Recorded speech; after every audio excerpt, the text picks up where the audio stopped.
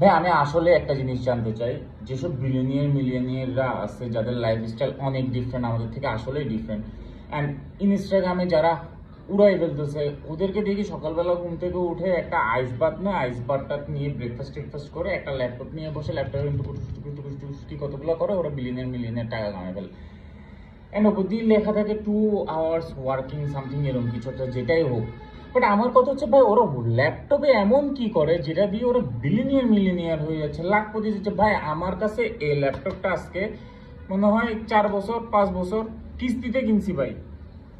আমি এই ল্যাপটপটাতে ফেসবুক চালানো, ইউটিউবে গান শোনা আর মুভি দেখা ছাড়া আজ জীবনে একটা কোনো কাজই করতে পারলাম না। ও মাঝে মাঝে প্রেজেন্টেশন অ্যাসাইনমেন্ট রেডি করতাম। এটা দিয়ে এমন কি কাজ করা যায় যেটা দিয়ে এত টাকা কামানো যায়, এত টাকা কামানো যায়, তাও আবার 2 ঘন্টা কাজ করে পার ডে। ভাই আমিও আসলে 2 ঘন্টা পার ডে কাজ করে এরকম মিলিয়নিয়ার টাকা কামাইতে আসলেই চাই ভাই।